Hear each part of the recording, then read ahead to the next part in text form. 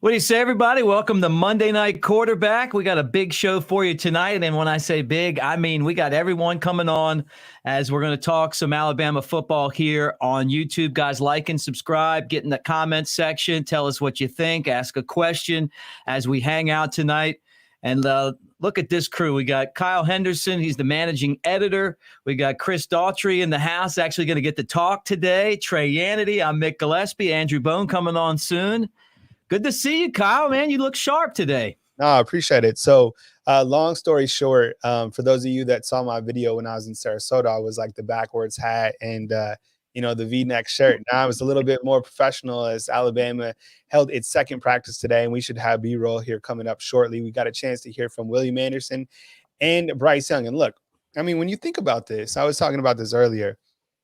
Alabama, you want to know what Alabama's bringing? The two guys they have leading off, 1 and 2 spots, the Heisman Trophy winner from last year and the Nagurski Award winner. So those are going to be your staple leaders. That's something I talked about earlier today. But, yeah, happy to be here on Monday Night Quarterback as Alabama held its second practice of the spring season.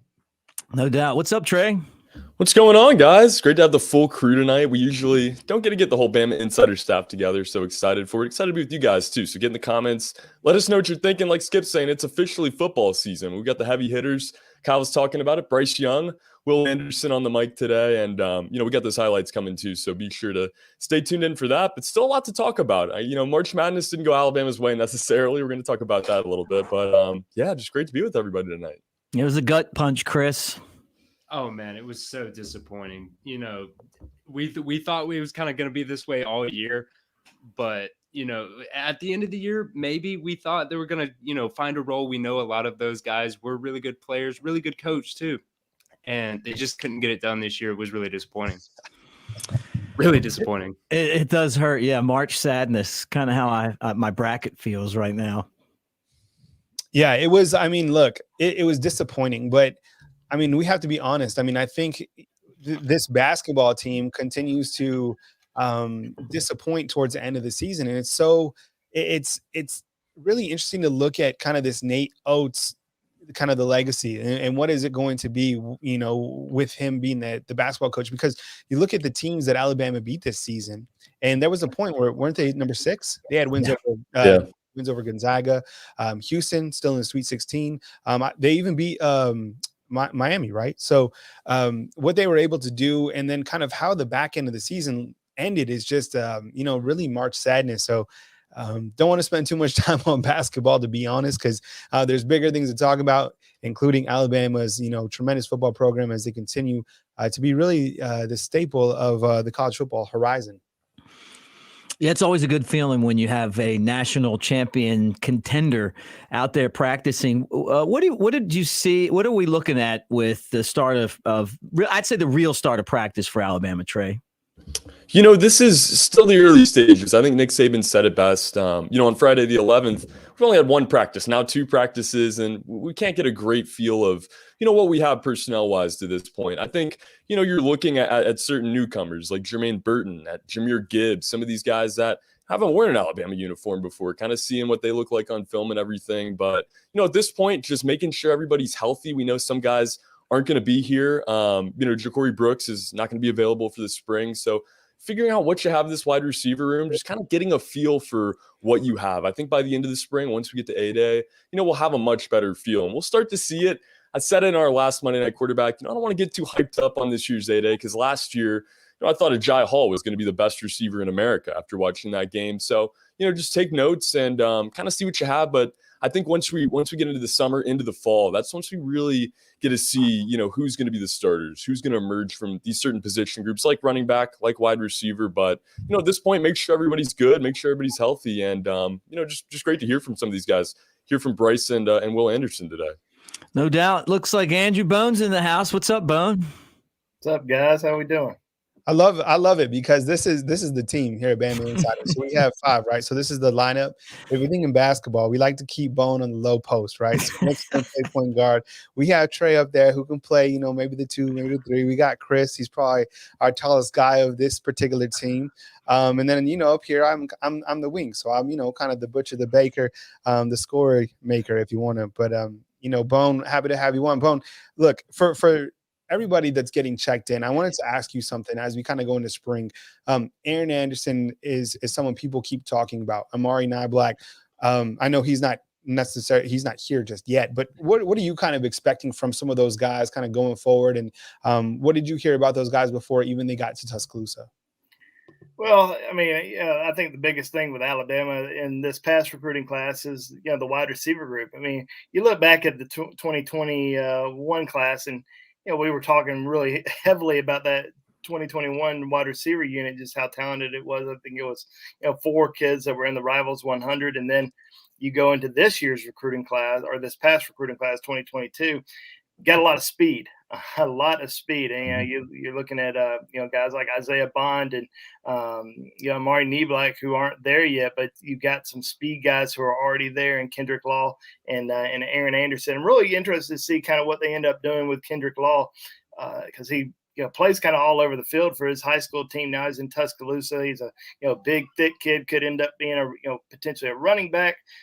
Could play defensive back, but I think Alabama saw him in camp last summer at the wide receiver position, really liked him when they saw him in camp, decided that he was a top priority and somebody that they were certainly going to go after. And Shaz Preston, another elite wide receiver who was close to that 5-star status, who's not at Alabama yet. He's going to be coming in here in the summer. So I mean, this wide receiver class is just really unbelievable in my opinion. And I think with the guys who are already on campus, including Aaron Anderson, I think some of those guys are going to have a really good opportunity to play as true freshmen this upcoming fall. You've got to have some guys that are really going to step up. And, if the guys in that 2021 class aren't going to get it done, there's some guys in that 2022 class that can. I think they feel, this coaching staff feels like they got a pretty special group in this 2022 class that's coming in, guys that they're probably going to be relying on a little bit this upcoming season. So,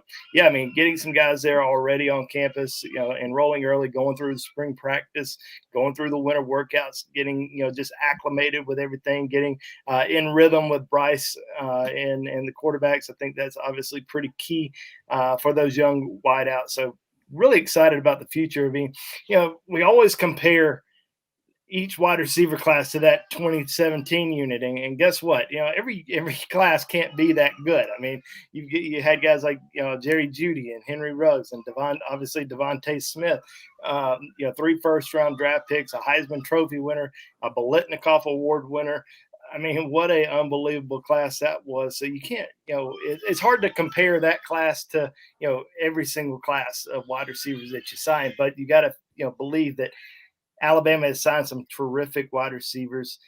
They can go after the best wide receivers in the country because, obviously guys winning a Heisman Trophy, guys, getting Biletnikoff Awards, guys, becoming first-round draft picks, that attracts a lot of attention. Plus, the guys that are coming in at other positions, whether that's at quarterback or the guys that are going to be blocking for you on the offensive line, the guys that are on the defensive side of the ball that you're going to be going up against every day in practice to help make you better. And, as they always say, iron sharpens iron in Tuscaloosa. And I think that, that's why Alabama is going to continue to have success with recruiting elite wide receivers. Even though they signed 4 in the previous year and 5 in this past class, they're still going after some big names in this 2023 group. And I think they're going to sign some pretty good ones this year as well.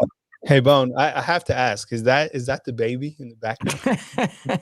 No, that's just my wife screaming that I'm on this show. So look, if for those of you that don't know, we're gonna pass to the top of the key for Mick to take it back to the point.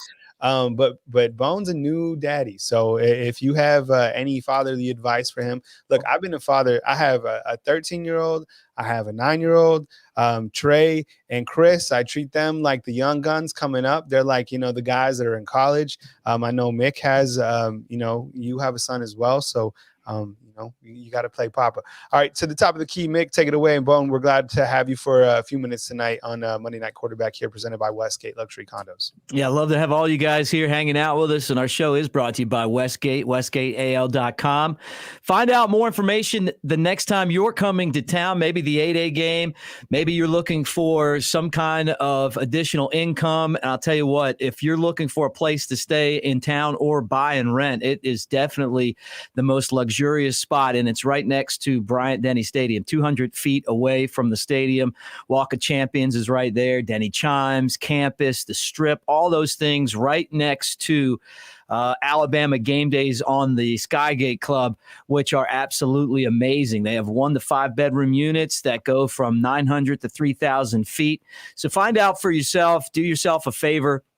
Check it out at WestgateAL.com. Kyle Henderson's the managing editor. Trey Yanity, Andrew Bone, who handles recruiting, Chris Daughtry, I'm Mick Gillispie. Guys, give us a thumbs up and subscribe to the channel as we talk Alabama football here on YouTube.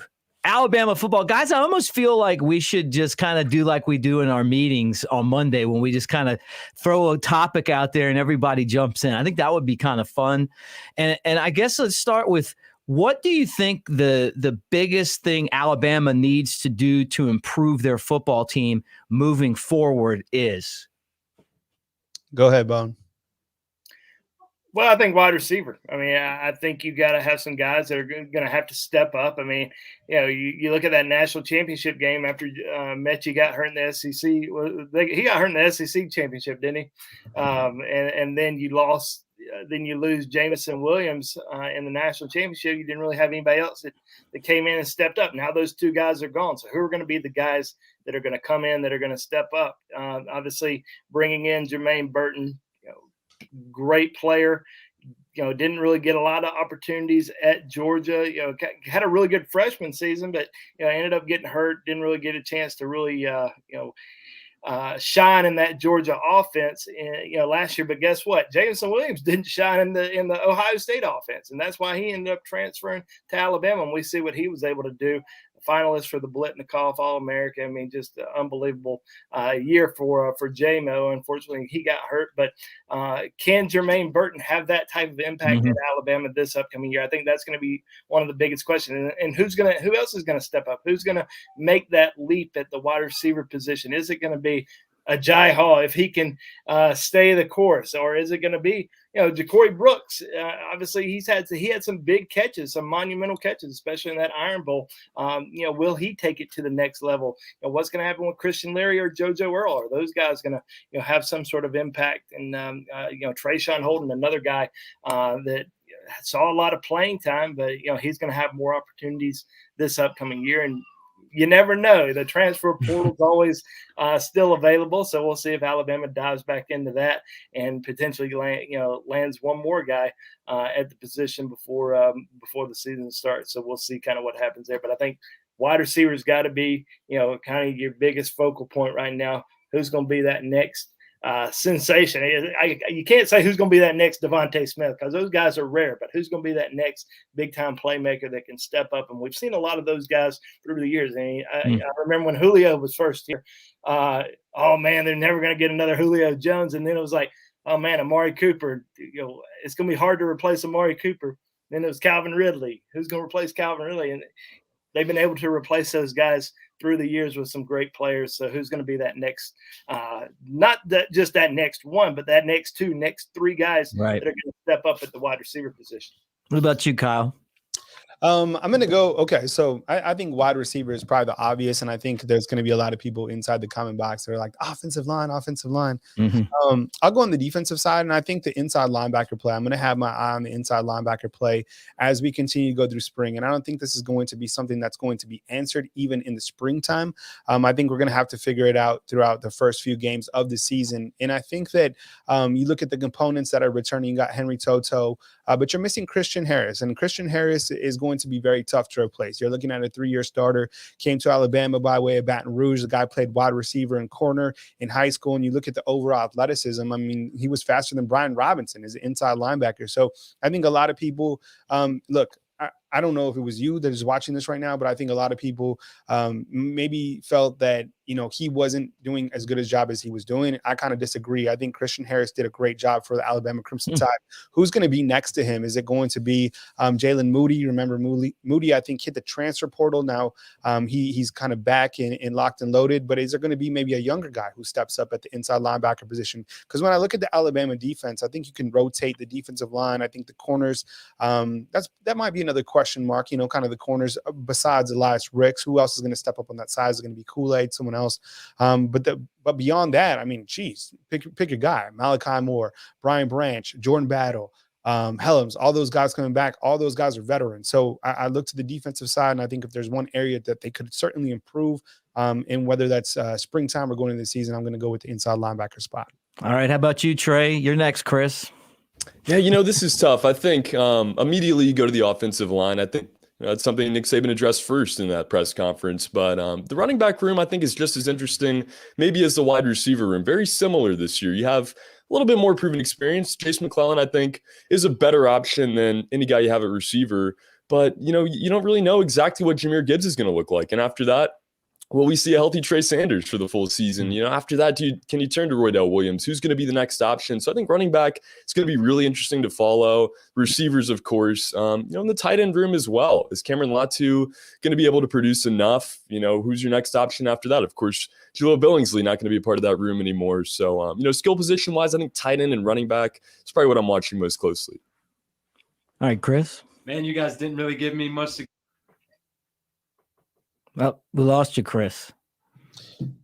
Okay. Kind of a grander scale. There you are. I like to see these guys grow from year to year to year. Last year, Kyle mentioned the DBs. We thought last year we were going to get some guys that were going to play better. Malachi Moore, really didn't see him play that well last year. He was a guy I thought was really going to step up. It's going to be interesting to see how they split up the running back room. I mean, we're going to have 4 legit guys in the running back room this year. We've seen all the way up, for the most part of Nick Saban's career, it's been 2-headed monsters year after year after year. A couple years ago, we had 3 guys that really split it up. Now this year, I mean, there's 4 guys. You got Jahmyr Gibbs, like Trey said, Roydell Williams, Trey Sanders, Jace McClellan. Like, who's going to get the ball? When are they going to get the ball? And who are going to be the guys that, receive the ball? Who's going to catch the ball out of the backfield? We didn't really have that in Brian Robinson last year. So those are some of the things I would like to see improve, just growth among everybody. And how are we going to split, these running backs up? Like and subscribe, guys, as you hang out with us here talking Alabama on YouTube. All right, who do you think, besides the obvious, right? Besides your quarterback and your defensive linemen that are like all pro world, going to be the best ever, who else is going to step up besides Will Anderson and Bryce Young in this A-Day, in this spring practice, and make a name for themselves? Who's the John Mechie of this year's A-Day game in spring? Kyle. 100% Dallas Turner. And the reason is Dallas Turner is a freak. I mean, there's a lot of people that don't understand how good this young man is. I mean, look, I was with somebody. I talked to somebody close to the program. They said that Dallas Turner has attributes that are going to might even be better than William Anderson. And there's probably people out there that are like, what? Dallas Turner is a freak, I'm telling you. So I don't think that William Anderson even participates that much in an A-Day game. Who knows with Bryce Young? Doesn't even matter. No, he just won the Heisman Trophy. Might be about the other quarterbacks, right? Ty Simpson, Jalen Milroe. I don't know. I have no idea. But I'm telling you, if you're looking for a guy who's really going to step up and contribute at a very high level, and I know it's hard to get defensive guys because they really can't even hit the quarterback in games like this. So your MVP is probably going to be like a wide receiver or someone we haven't even thought about right now. Maybe a running back, maybe like a Jace McClellan. But I think if somebody's really going to make an impact in a game like this, that really is going to be a dog out there, it's probably going to be Dallas Turner. I'm telling you right now, I promise you, Dallas Turner, William Anderson, going to be probably the best rush tandem in all of college football. You're probably not shocked to hear that, but as we go into the month of April, I'm telling you that those 2 guys are going to be they're going to be problems for every single offense this coming season. I like that answer, Trey. Kyle, you actually took mine there. I was going to say Dallas Turner is the first name that came to mind, but I'm going to go with his understudy for this season. He kind of played the youngster role in that outside linebacker group. I'm going to go Jeremiah Alexander. He doesn't really have the namesake yet at Alabama. These 2 guys are established. Dallas Turner's still on the way, but Jeremiah Alexander is the next in line. And I think, when you're working under 2 guys like that, you can only get better. He was a monster in high school.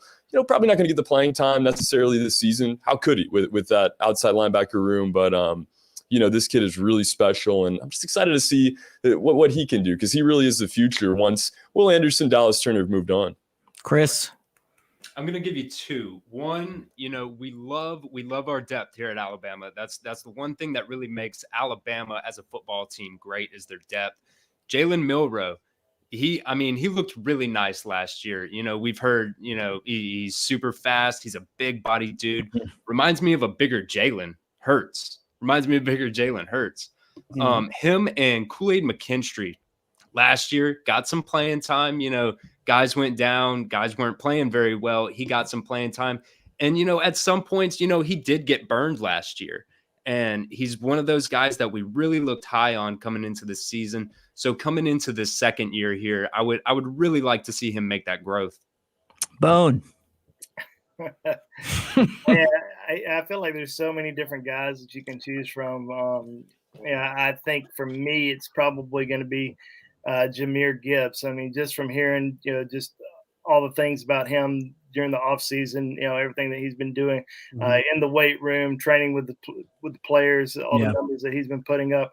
I think we're going to see him, make it, even though he's a guy that everybody kind of expects to come in.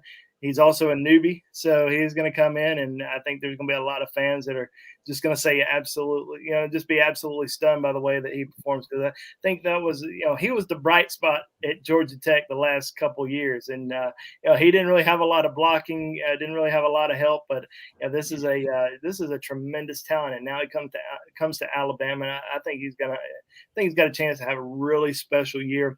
Not only as a running back, but I think you can split him out. He's a great pass catcher. He's also a great return guy. I mean, he's very explosive.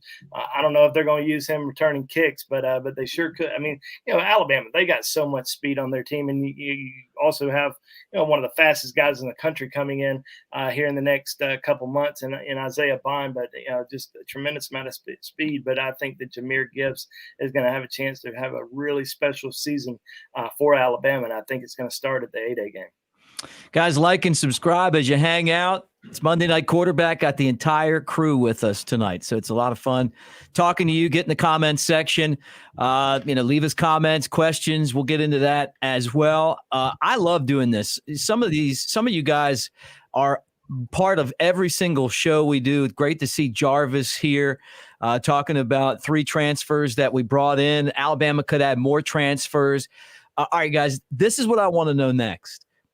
Someone that is one of the guys who we just got in the recruiting class that are eligible to come and play this year.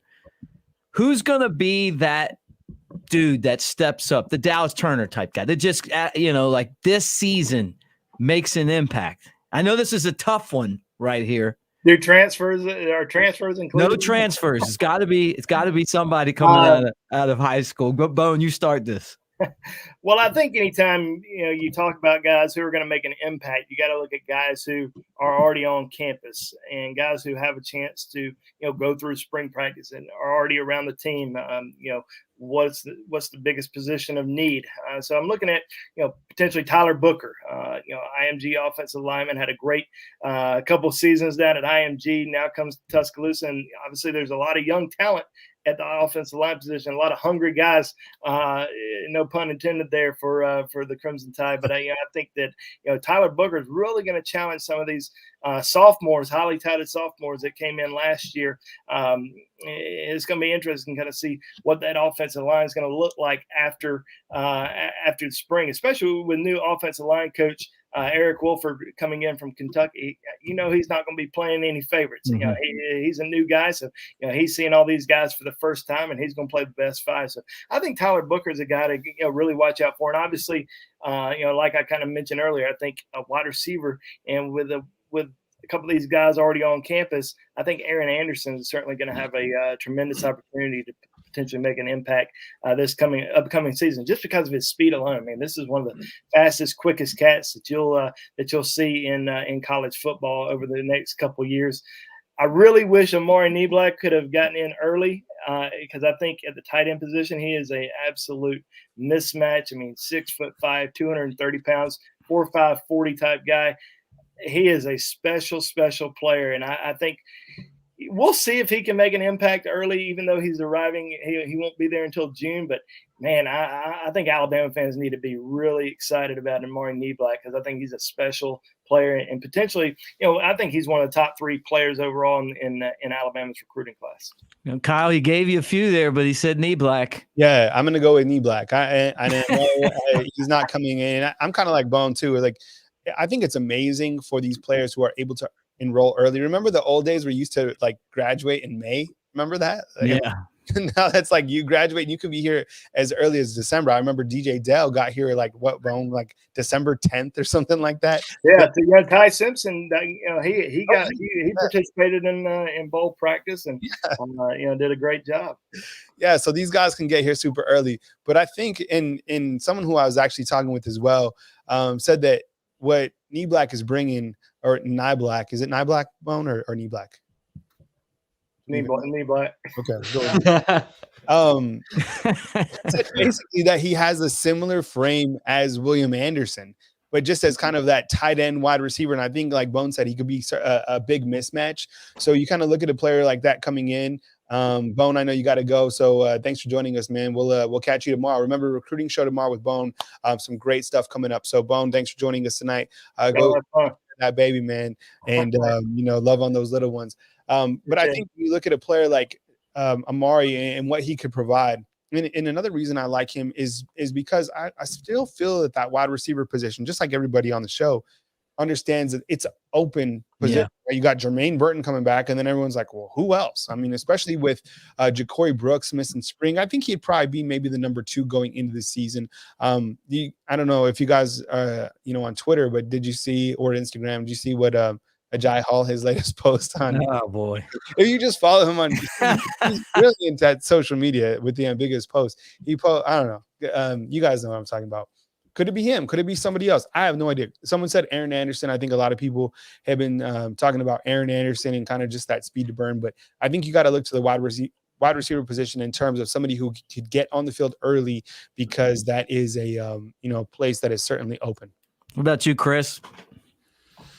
I'm gonna look to the defensive line on this one. Just doing the show with Bone, being in the background, pulling up these guys' highlights, their high school highlights. Jaheim Otis is just an absolute beast of a man, 6'5", 370 pounds.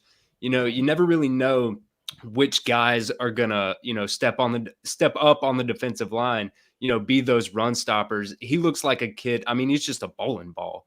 Like he looks like a Terrence Cody kind of player. And, it's going to be really exciting to see that, in his future. Hopefully he can step up. Hopefully he can get that playing time, because it's ripe for the picking. It's ripe for the picking this year. No doubt. All right, Trey. Yeah, I mean, this is slim pickings at this point. You guys have really named some guys that could get their opportunity. I think Amari Niblack.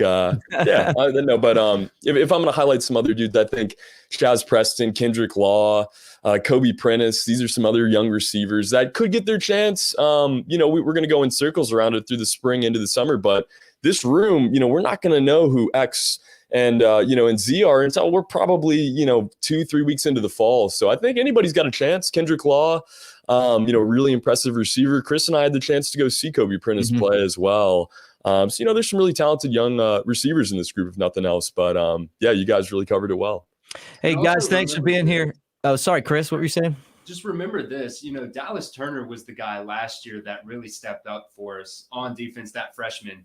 So, and he didn't really start till the 5th, 6th game of the year. So it could be later in the year before we really even see those guys. It may not be this spring. It might have to be then or later in the year. Yeah, that's a good point. I mean, that's kind of why I wanted to ask the question too, because, a lot of these happen because of injuries. Drew Sanders goes down and that opens the door, and he transferred because he realized that, you know what, this guy's probably better than me, right? And that's the tough part about, like you said, Kyle, iron sharpens iron, right? And that's kind of the Alabama way.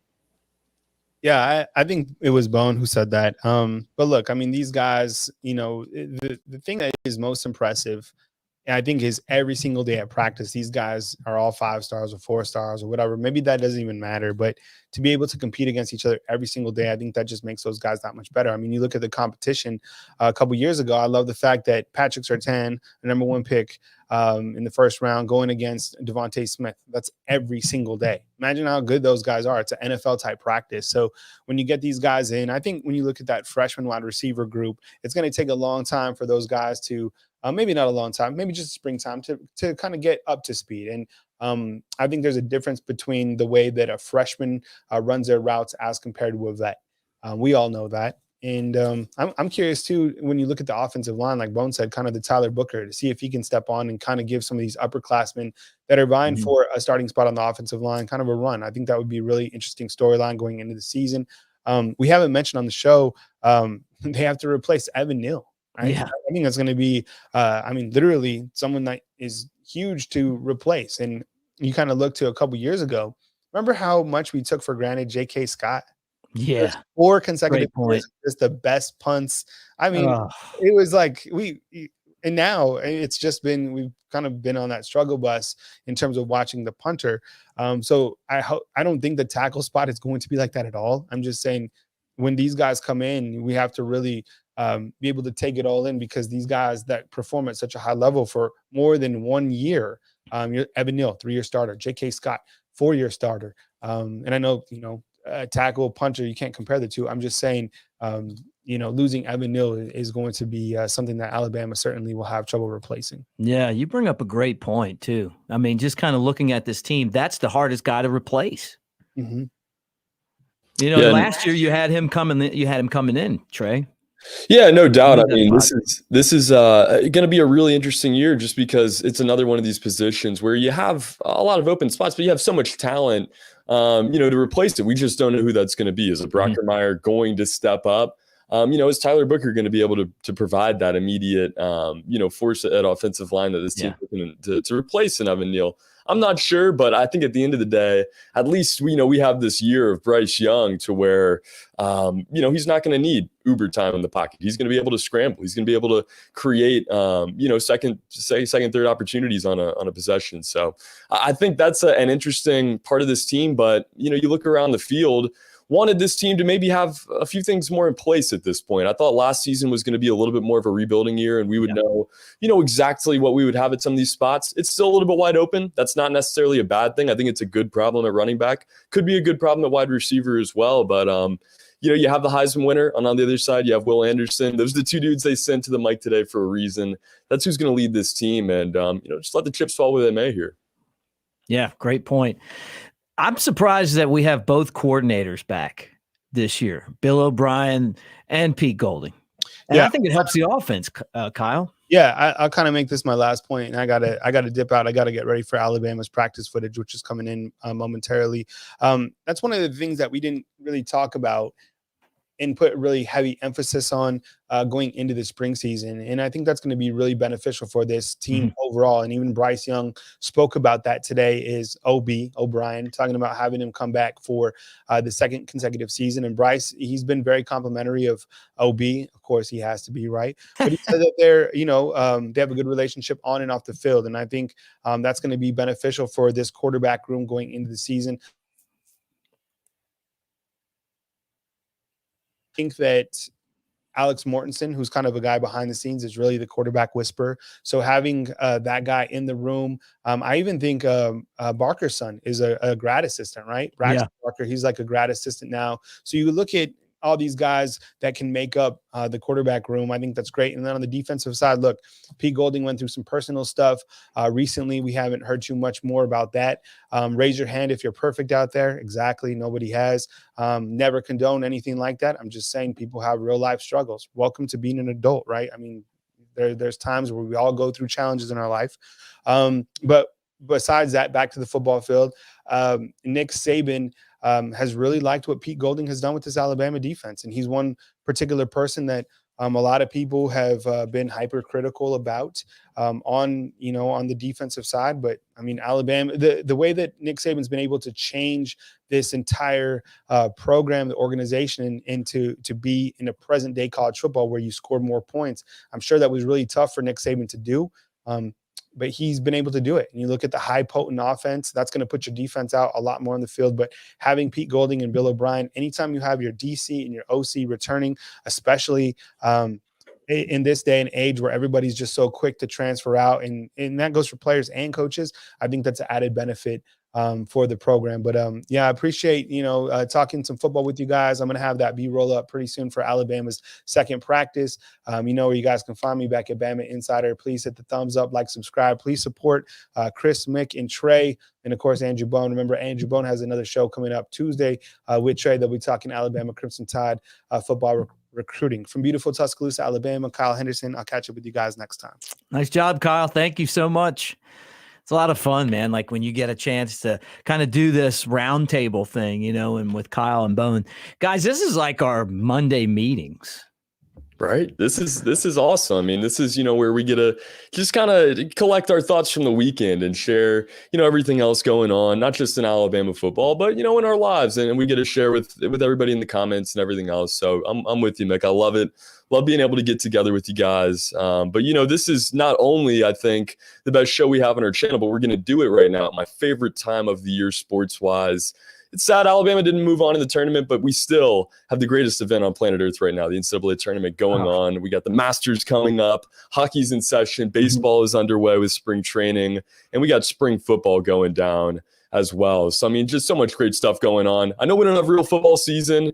This is we got spring football. This is going to be a new kind of trial phase for the USFL. But, this is a great part of the year. And I see Lindsay getting in here, chalking it up. Hey, we don't need to be on all the time. I'm glad we get C. Dottie and old Kyle back on the show as well, along with Bones. So thank you for tuning in, Lindsay, everybody else on the show tonight. It's been a great one, guys. Yeah, it's been fun. Chris, you got a chance to jump on from behind the scenes. Yeah, finally, man. Usually I'm just up here making graphics for you guys and getting pictures and stuff like that. So it's exciting to get my opinion out there. Well, look, we still have some time, right? You guys want to talk a little hoops before we get off here, kind of put a wrap on the basketball season that didn't go the way we wanted it to? I'd like to. Yeah, let's do it. Yeah, Alabama, one guy showed up for the first shoot around in San Diego. Look, I know it's a long trip, but they're chartering. It's not like they're on commercial. And then the next day, 3 guys show up. Quinterly got hurt. I don't think it's an excuse. They should have been able to beat Notre Dame without Quinterly, or at least play better, my opinion. And I just feel like Nate Oates is the best coach Alabama's going to get. Still believe in him. I think that the players let each other down this year. That just the effort to me just wasn't good enough down the stretch. But maybe you guys saw it differently. Yeah, Chris Allen here in the comments. I like the new profile pic. I think we got some Muppetry going on in there, something like it. But how about basketball, Chris? This is the madness. This is what I'm not going to say we expected, but we knew this was a possibility. Alabama had an amazing season. This is a possibility in the tournament for any team, not just Alabama. We saw Kentucky go down. Auburn, of course, is no longer a part of this tournament anymore.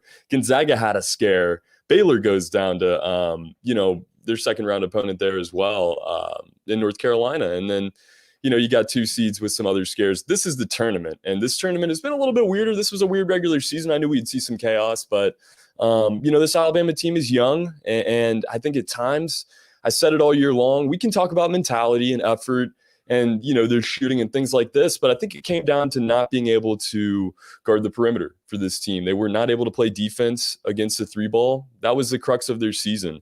They, went into some scoring droughts at times, got in some big holes. That's why they lost to Georgia. I'd say that's why they lost to Missouri.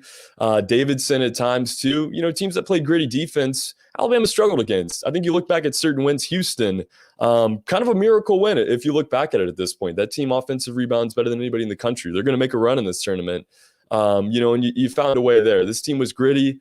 It was an exciting team to watch because, they had the potential to beat Gonzaga. They also had the potential to lose to a team like Georgia. But, at the end of the day, I don't think a first-round surprise or first round loss is surprising necessarily. You just got to be happy your team was in it, because there's a lot of schools out there that would have loved to have the chance to play in the first round of the tournament, win or lose. But this is part of it. This is the madness, and it's just really exciting to be a part of. Chris, you gonna sell me that Bama sign behind you? This is actually Trey's room. Trey's right over here across from me. This is actually his stuff, and I've got, according to Chris Allen, I've got the better setup back here. I need to just move spots in the room, I guess. Yeah, just switch around. Well, what did you think, Chris? Thanks, Trey.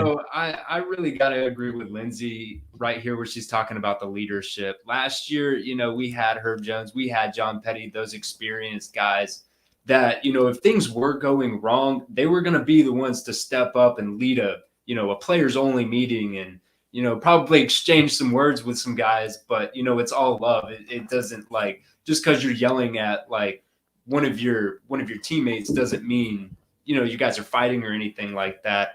I don't know if you watched the Gonzaga game last night.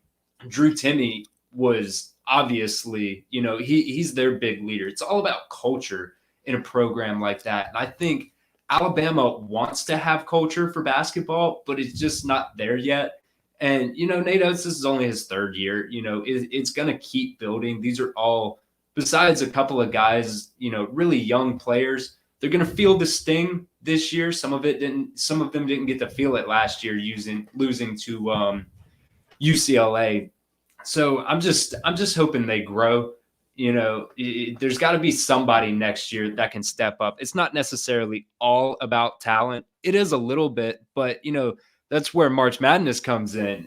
We saw Baylor lose this week, and it's not all about talent. It's a lot about heart this time of the year and throughout the year. So we really just lacked leadership this year. Yeah, look, I agree. And the other thing too is the SEC was terrible. What a disappointment. Not just Alabama. And I saw, Jarvis said that Tennessee lost to a mediocre Michigan team. Michigan's playing loose. They shouldn't be in the tournament because, what happened with their coach and everything. But you know what?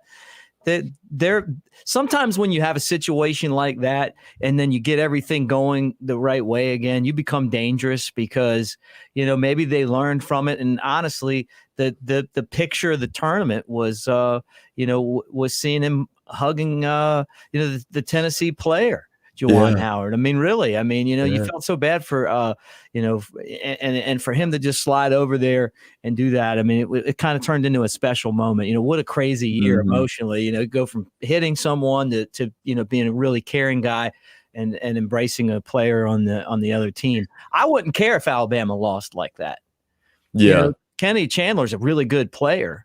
And I thought Tennessee played a good game. Bama looked terrible. Auburn looked terrible. Kentucky had an historic loss. I mean, think about that, right? I had them. I mean, a lot of people thought they were going to win the national championship. I feel like the chips fell right for Arkansas. They played probably the easiest path to get there, in my opinion. But the SEC in general, very disappointing. Yeah, I mean, and Jarvis makes a great point in the comments section. It's really about the matchups in this tournament too. And there's certain teams where that doesn't matter. You look at a Gonzaga, Baylor from last season, you could argue, schools like Purdue, Kansas this year, if you have a dominant enough team with the right pieces, you can match up against just about anybody. But for schools like Alabama, who did they beat this year? They beat teams with really good big men. They beat Chet Holmgren and Gonzaga. They beat Baylor. They beat Houston, teams with great backcourts. And Notre Dame's not that kind of team. You look at the rest of the way for Alabama. They're going to have to play Texas Tech, who, plays better defense and they have a good backcourt. And then after that, you play Duke, who, doesn't really rely on their backcourt at all times. They get great play out of their guards. And then you have to play Gonzaga again. So, the matchups were never going to, I think, be right for Alabama this season. It was going to have to be a crazy, crazy run. But overall in the SEC, I guess, we were just a little bit too quick to the jump to I guess announced that this era was over for the ACC and the Big Ten. You look at the Big Ten, they got 9 schools in. They still have a lot of teams alive in this tournament. Michigan State made a great run at Duke last night as well. Yeah. Duke is still alive in this tournament. Miami, of course, defeated Auburn. They're going to be moving on. UNC, Purdue. it's just, college basketball has kind of been like college football. There's been a few teams, conferences that have dominated the sport for a while.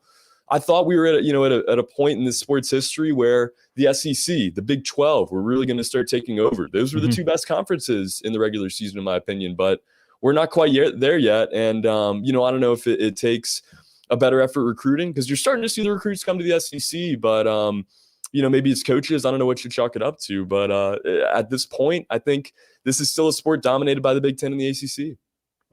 Well, I think the ACC definitely peaked at the right time, though. Auburn was the best team in the country when they were number one, and they would have beaten anybody. And then you get injuries and, other things happen in basketball. You're always talking about, Chris, you don't want to peak too soon. I felt like that was the case with Auburn, and they looked terrible in their game as well. I thought they would be in the Final Four. Their coach, Bruce Pearl, says maybe that the teams beat up on each other. It is a physical league.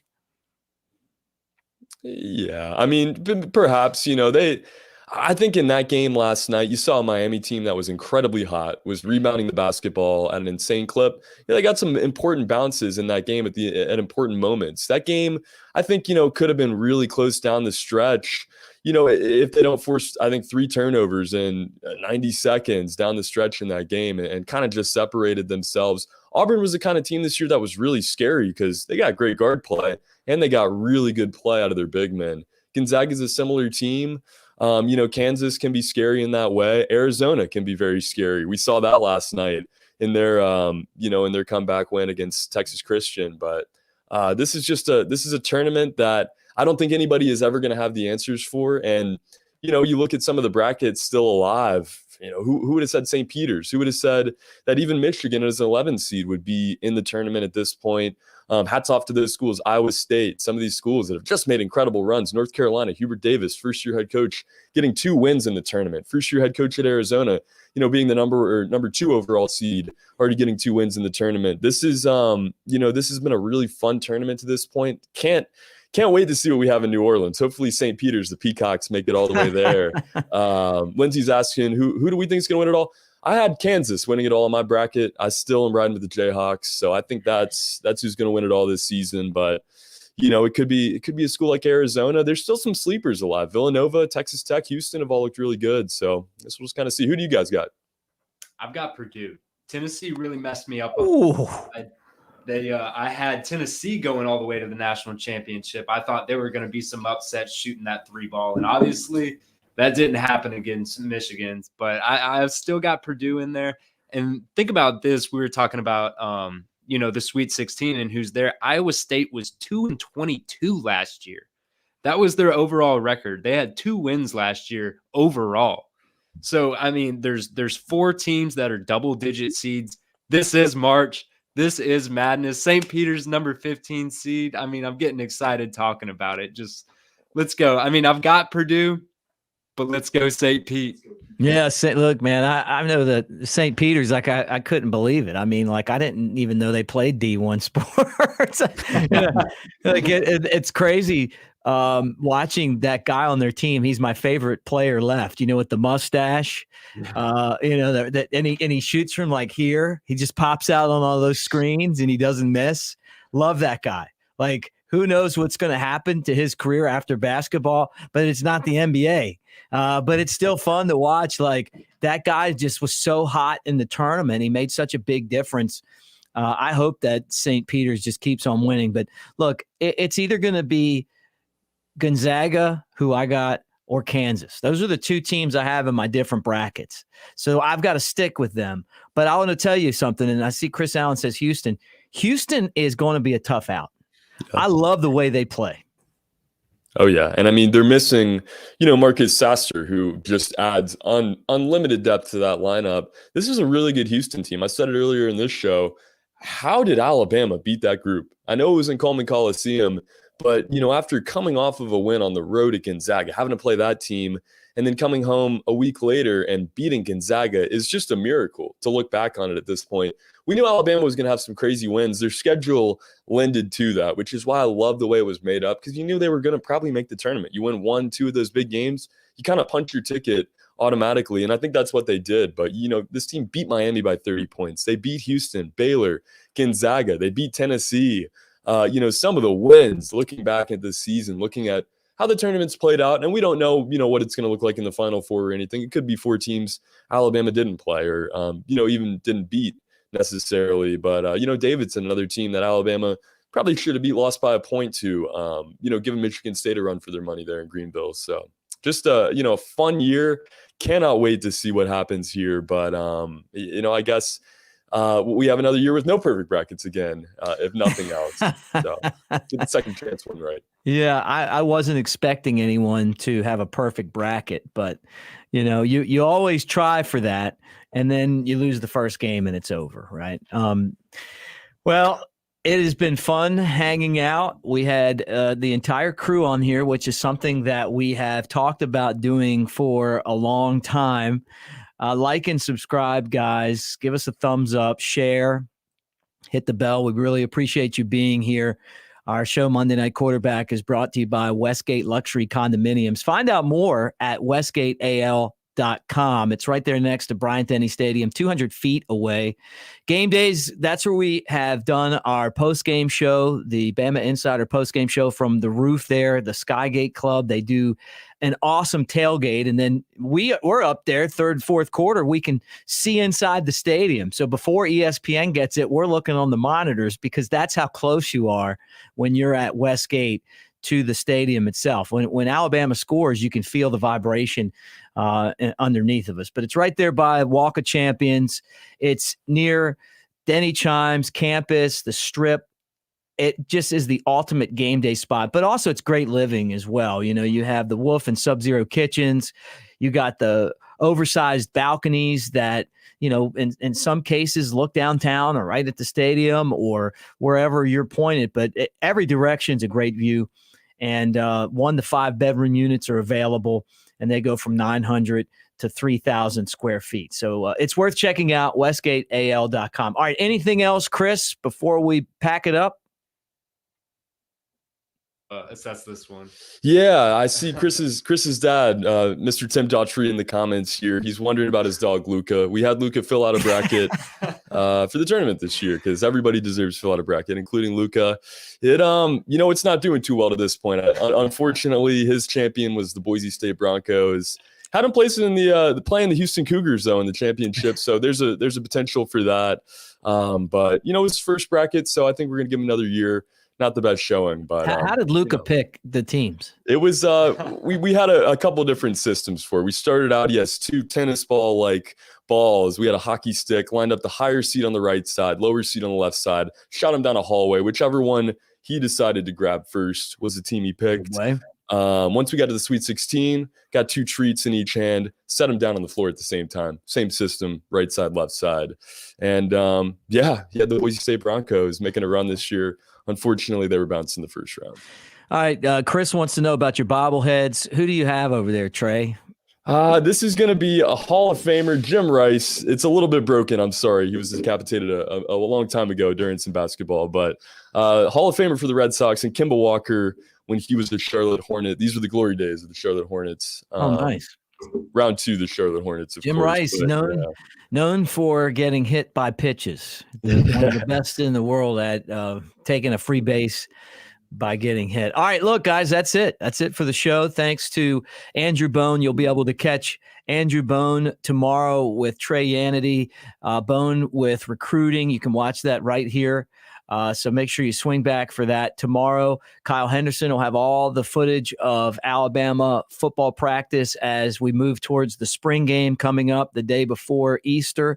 And that's going to be great at Bryant-Denny. We find out who the wide receivers are going to be or who's going to emerge in that spot. The offensive line, we talked about some linebacker spots. And in the secondary, this should be a really, really talented team. Probably a national championship team for Alabama, to be honest with you. As good as they are, it would be a disappointment if it wasn't. But you know what? That offensive line, those wide receivers are going to play a big part in it because it is an offensive-driven league, right? So make sure that you guys tune in. We'll be back on Wednesday for our SEC News and Notes show. Trey's constantly on here, and Chris, always good to have you on as well. Guys, again, thumbs up, hit the bell, like and subscribe. Thanks for being here tonight. I'm Mick Gillispie, and for our entire crew, roll tide, everybody.